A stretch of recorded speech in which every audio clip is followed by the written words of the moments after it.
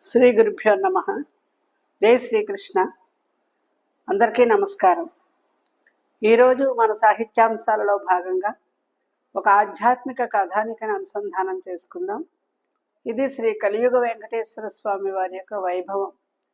స్వామి దగ్గర సామాన్య మానవులమైనటువంటి మనము ఎటువంటి దోషము చేసినా స్వామి ఏ విధంగా పట్టుకుంటారో, ఏ విధంగా మనకి జ్ఞానాన్ని కలిగిస్తారో, కనువిప్పుని కలిగిస్తారో చెప్పేటువంటి కథానిక. ఈ కథ పేరు దొంగ. ఒక ఆయన ఉదయం 11 గంటలకి తిరుమల వెంకటేశ్వర స్వామి సన్నిధిలో దర్శనం క్యూలో నిలబడి ఉన్నారు. ఆ దర్శనం చేసుకున్నటువంటి జనం బయటకు వచ్చేవాళ్ళు వస్తున్నారు, వెళ్ళేవాళ్ళు వెళ్తున్నారు. ఈ విషయం మన అలాంటి భక్తులందరికీ తెలిసిందే. సాక్షాత్ తిరుమల వైకుంఠం ఏ విధంగా భక్తులతో రద్దీగా ఉంటుందో, అటువంటి సమయంలో గర్భాలయం చుట్టూ తిరిగి విమాన వెంకటేశ్వరుని దర్శించుకుని వాకిలి బయటికి రావడానికి చాలామంది గుమిగూడారు. ఎప్పుడూ ఉండే విధంగానే అక్కడ చాలా రద్దీగా ఉంది. సెక్యూరిటీ గార్డులు ఎదురున్నారు, శ్రీవారి సేవకులు ఉన్నారు. ఆ ద్వారం గుండా లోపలికి వస్తూ ఉన్న వాళ్ళని ఆపడం, బయటికి వెళ్ళడానికి వీళ్ళని అనుమతించడం, ఇటువంటి విధులు నిర్వర్తిస్తూ ఉన్నారు. అటువంటి సమయంలో ఒక 50 సంవత్సరాల ఒక ఆసామి తెల్లని బట్టలు ధరించారు, ఉడాల్చి పైజమా ధరించినటువంటి వ్యక్తి, చక్కగా బొట్లు అవి పెట్టుకుని తిరునామాలు ధరించినటువంటి వ్యక్తి, కుడి చేతి నిండా బంగారపు డొంగరాలు మెరుస్తూ ఉన్నటువంటి వ్యక్తి గబగబా పరిగెత్తుకు వస్తూ తన యొక్క చేతిని తడుముకుంటే అతని చేతికి ఉండేటువంటి ఒక ఉంగరం కనిపించలేదు. అతను హఠాత్తుగా దొంగ దొంగ దొంగ అని అరిచారు. తన చుట్టూ ఉన్న జనాన్ని చూశారు. ఎక్కువ మంది నడి వయస్సు వాళ్ళు, వృద్ధులే కనిపిస్తూ ఉన్నారు. వాళ్ళు ఇతని వైపు విచిత్రంగా చూసి నిశ్శబ్దంగా వెళ్ళిపోతున్నారు. ఆ ఆసామి మళ్ళీ దొంగండి దొంగ, ఎవరో నా ఉంగరాన్ని కాజేశారు, ఎవరు ఎవరు అన్నారు.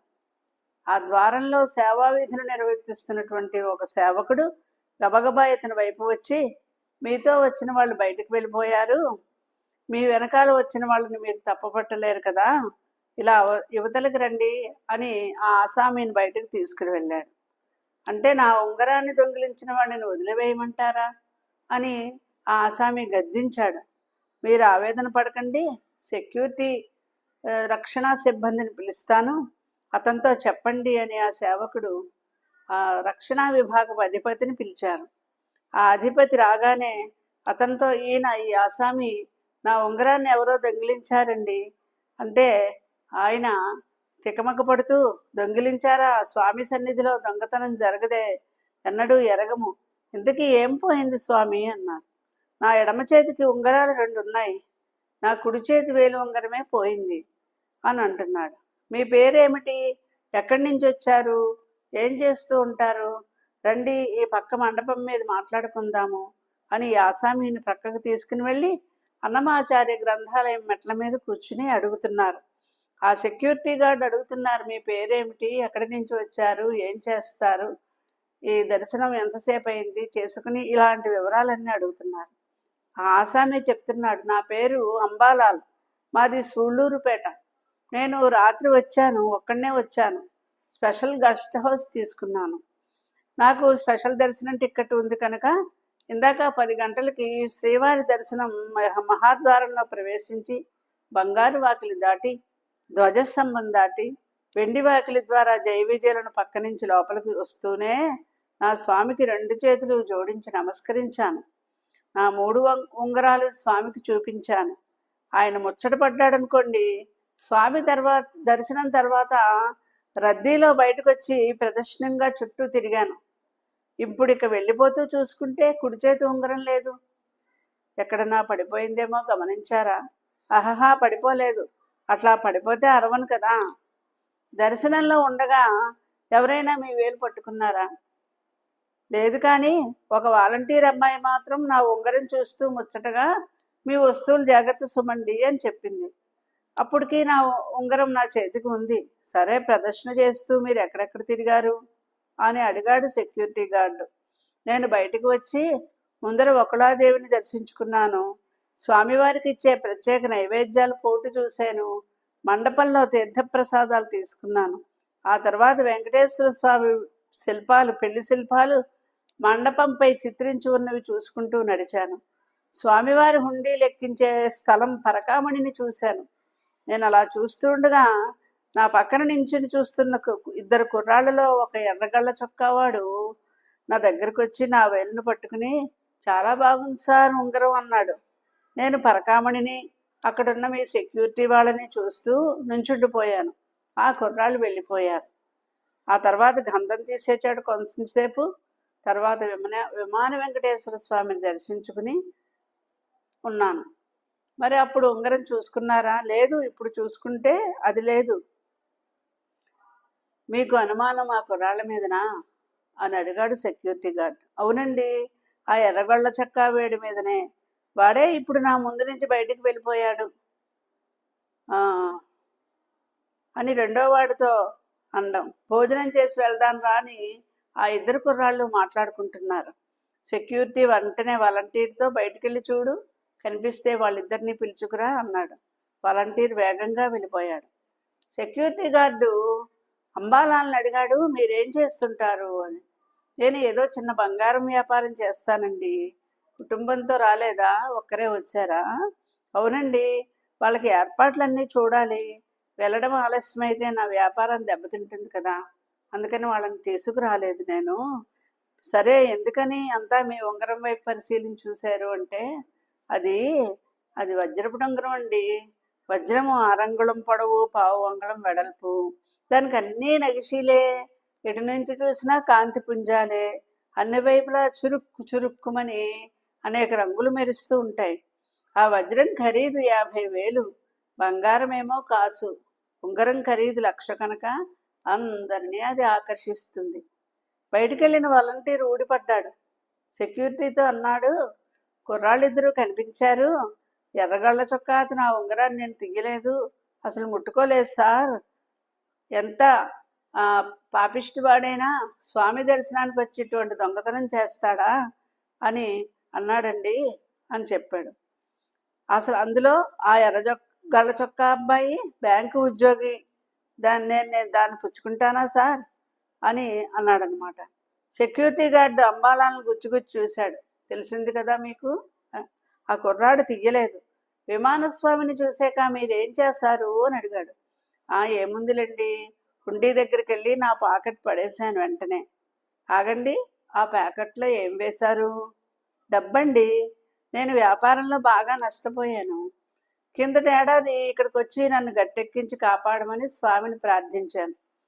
నాకు వచ్చే లాభంలో 10% నీకు ఇస్తానయ్యా అని మొక్కుకున్నాను. ఈ ఏడాదిలో నాకు ₹1,00,00,000 లాభం వచ్చింది కనుక అందులో 10% తెచ్చి హుండీలో పడేశాను అంతే. తర్వాత బయటకు వచ్చి జనంలో కలిసిపోయాను. ఇప్పుడు మళ్ళీ చూసుకుంటే ఉంగరం లేదు. మీరు హుండీలో ప్యాకెట్ వేస్తున్నప్పుడు ఎవరైనా మిమ్మల్ని తోసారా? చిన్న తోపులాట జరిగిందండి. 1 నిమిషం ఆగి సెక్యూరిటీ గార్డ్ అన్నాడు, సరే, ఈ విషయం అంతా నేను మా విజిలెన్స్ అధికారికి తెలియజేస్తాను. ఆ తోపులాట్లో హుండీలో పడిందేమో చూడమని కోరుతాను. హుండీలో ఇప్పుడు చూసేయచ్చు కదా అని అడుగుతున్నాడు అంబాలాల్. ఇప్పుడు చూడడానికి అవదండి. ఈ హుండీల్లో ధనమంతా కూడా పరకామణి భవనానికి వెళ్ళి రేపు పరకామణిలో అది లెక్కించినప్పుడు అందులో మీ ఉంగరం ఉందేమో చూసే అవకాశం ఉంటుంది. కావున ఈ రాత్రికి మీరు ఇక్కడే ఉండవలసి ఉంటుంది అని అధికారి చెప్పాడు. రేపు ఉదయం 5 గంటలకి మీరు వైకుంఠ ద్వారం దగ్గరికి వచ్చేయండి, నేను మిమ్మల్ని లోపలికి తీసుకొస్తాను అన్నాడు. అలాగే ఇంకా అంబాలాలు చేసేది లేక ఆ రోజు రాత్రికి అక్కడ బస చేసి, అంటే అసలు దొంగతనం జరగలేదంటారా, ₹1,00,000 ఉంగరం సంగతి ఇంతే సంగతులు అంటారా అని పదే పదే కఠినోక్తులు మాట్లాడుతూ ఉన్నాడు ఆయన. అప్పుడు ఆ అధికారి, మీ ఉంగరం పోయినట్లుగా పరిశీలించవలసిందిగా ఒక లేఖ రాసి ఇవ్వండి అని ఆ లేఖను తీసుకుని రేపు ఉదయం రమ్మన్నారు. ఆ మరునాడు ఉదయం ఏం జరిగింది చూడండి. స్వామివారి లీలా వైభవం. మనం వెంకటేశ్వర స్వామితో నీకు 10% ఇస్తాను, అలాగా బేరం ఆడకూడదు. స్వామికి మన జీవితం అంతా తెలుసు, మన గురించి ఆయనకు తెలుసు. మన బాధ చెప్పుకుంటే చాలు, ఆయన కరుణిస్తాడు. ఒకవేళ ఆ విధంగా మనం మొక్కినట్లయితే ఆ మొక్కును ఖచ్చితంగా తీర్చవలసి ఉంటుంది. అంతేకాని ఇప్పుడు అంబాలాలు చేసినట్లుగా మాత్రం ఏ భక్తుడు కూడా చేయకూడదు. ఎందుకంటే భగవంతుడు భక్తవత్సలుడు, ఆశ్రిత సులభుడు. ఆయన దగ్గరికి వెళ్తే మనల్ని ఉదారులు అని సంబోధించి మనల్ని రక్షించేటువంటి స్వభావం భగవంతుడిది. ఆశ్రిత వాత్సల్య కరుణా పరిపూరిత స్వరూపుడు, శతజన పారిజాతుడు. కావున అటువంటి స్వామి దగ్గర అంబాలాలు ఏ విధంగా దొరికిపోయాడో, పశ్చాత్తాపడ్డాడో మిగిలిన కథలో చూసుకుందాం. అప్పుడు ఉదయం అయింది. అంబాలాల వైకుంఠ ద్వారం దగ్గరికి రాగానే సెక్యూరిటీ గార్డ్ అతన్ని పరకామణి భవనం దగ్గరికి తీసుకొచ్చాడు. అప్పటికే పరకామణి భవనంలో నిన్న జరిగినటువంటి హుండీలో ఉన్నటువంటి ధనమంతా కుమ్మరింపబడి ఉంది. హఠాత్తుగా ఎర్ర కాగితంతో చుట్టబడినటువంటి ఒక ప్యాకెట్ కనపడింది ఆ పరకామణి దగ్గర. అప్పుడు అంబాలాలు అదిగో అదిగో నా కట్ట, 9 లక్షల కట్ట అన్నాడు. వెంటనే గార్డు అధికారి అదిరిపడ్డాడు. 9 లక్షలు ఏమిటండి, మీకు ₹1,00,00,000 లాభం వచ్చినప్పుడు మీ వ్యాపారం 10% అయినప్పుడు 10 లక్షలు మీరు వెయ్యాలి కదా అని అడిగాడు. నాదే నాదే అన్నాడు సెక్యూరిటీ గార్డుతో. మీ 1,00,00,000 లాభంలో 10% అంటే 10 లక్షలు స్వామికి ఇస్తానని కదా అర్థం. మరి మీరు 9 లక్షలు ఇచ్చారేమి అని అడిగితే, ఏముంది ఆ 10లోంచే 1 లక్ష నేను తీసుకుని ఉంగరం చేయించుకున్నాను అంతే అన్నాడు. స్వామివారి లీల చూసారా? శరీరం గగురు పొడిచే విధంగా ఉంది కదా. మిగిలిన 9 స్వామికి ఇచ్చాను, ఇందులో పెద్ద పట్టించుకోవాల్సిందే ఉంది అంటున్నాడు అంబాలాలు. భగవంతుడితో మనకి వెటకారాలు పరిహాసాలునా? అదే అసలు పాయింట్. స్వామికి ఇస్తానన్నది ఇవ్వకుండా మీరు తీసుకుని ₹1,00,000 ఏ ఉంగరం చేయించుకున్నారో ఆ ఉంగరాన్ని భగవంతుడే తీసుకున్నాడండి అని చెప్పడం జరిగింది. అలాగా దారంతో గేలం వేసి మీ వేలు మించి ఆయనే తీసుకున్నాడు. స్వామి దగ్గర మనం అసత్యాలు ఆడినా, వంచన చేసినా, మోసం చేసినా ఏది కూడా అది లాభించదు. దాని వలన మనకి మానసిక బాధ కలుగుతుంది. కావున ఎప్పుడు స్వామి దగ్గర మనం విశ్వసనీయతతో వినమ్రులై భక్తులై ఉండాలి. తనది తాను తీసుకున్నాడు, ఇస్తానన్నది ఇవ్వకపోవడం దొంగతనమా? అంటే మీరు చేసినది అబద్ధమా, స్వామి చేసినది దొంగతనమా? స్వామిది లీల, వెంకటేశ్వర వైభవం ఇదంతా కూడా అని అడగగా అంబాలాల మొహం మాడిపోయింది. పొరపాటు అయిపోయిందండి అన్నాడు. నిన్నంతా మీరు హడావుడి చేశారు, మా విధులు మమ్మల్ని సక్రమంగా నిర్వర్తించుకోనివ్వలేదు. స్వామివారి యొక్క అనుగ్రహం ఏంటో మీకు ఇప్పుడైనా అర్థమైందా? దొంగ నోట్ల కట్టలు వ్యాపారం చేసి గోడల్లో దాచుకోవడం, తిరువనంతపురంలో రంగనాథుని మీద కేసులు పెట్టడం, ఇవన్నీ స్వామి చేయించినవా? ఎవరు చేసుకున్న పాపాన్ని వాళ్లే అనుభవిస్తారు సుమా. ఎందుకంటే ఆయన ఖచ్చితంగా మన యొక్క పాపపుణ్యాలని సమఉజ్జిగా త్రాసుతో బేరీజు వేసి మనము ఎటువంటి వ్యక్తులమో చెప్పగలిగినటువంటి ఏకైకమైనటువంటి శక్తి భగవంతుడు వెంకటేశ్వర స్వామి అని ఆ ఆసామికి బుద్ధి చెప్పడం జరిగింది. ఒక ముస్లిం కుటుంబంలో 3 తరాల వారు తిండి మానేసి స్వర్ణ కమలాలు, బంగారంతో చేయించిన కమలాలు తెచ్చి స్వామికి సమర్పించుకున్నారయ్యా. ఇదివరకు స్వామి త్రాసు ఏమిటో తెలుసా? అవి ఇప్పుడు భాండాగారంలో లేవు. నిజానికి వారు ఇచ్చినటువంటి బంగారు కమలాలు కానీ ఆర్జిత సేవలో ప్రతి మంగళవారం ఉపయోగింపబడుతూ ఉంటాయి. ఆ ఆర్జిత సేవకి ఇప్పుడు విపరీతమైనటువంటి డిమాండ్ ఉంది. కనుక స్వామి విషయంలో మనం ఎప్పుడూ కూడా మాట జారకూడదు. ఒకవేళ మాట ఇస్తే కనుక పొల్లు పోనివ్వకుండా పాటించాలి అని ఆ అంబాలాలకు కనువిప్పు కలిగేలాగా చేసి ఆయన చేత ఉంగరం దొరికిందని లేఖ రాయించుకున్నారు అధికారులు. ఇంత దివ్యమైనటువంటి వెంకటేశ్వర లీలా వైభవాన్ని మనం ఈరోజు అనుసంధానం చేసుకున్నాం. కావున భక్తితో వినమ్రులే భగవంతుడి దగ్గర మనము అతి జాగరూకులే ప్రవర్తిద్దాము. శ్రీ వెంకటేశ్వర చరణారవిందార్పణమస్తు. స్వస్తి.